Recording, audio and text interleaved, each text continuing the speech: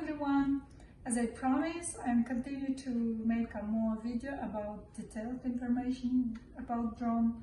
So this is a drone. We have to open the legs. First we need to open all the legs very carefully because this is propellers is in plastic. So yeah. This stick should be taken off because it was security reason was put in. This is the battery, so we will charge the battery with this, like this. So this battery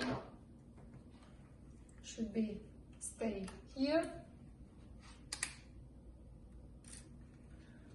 After we have to put on the ground, the camera head is this side, the bottom for our side. We have to follow always these two legs. So put on the ground, long press bottom,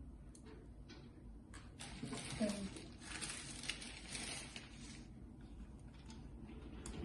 using the remote, so long press button here too. Opening the stand, here we can put the telephone, mobile phone. So then when in the legs will be flashing, we have to just take on forward and bottom down. Then pressing compass here, press bottom compass. Then get the back to drone on your hand and on the clockwise, doing like 3-4 times.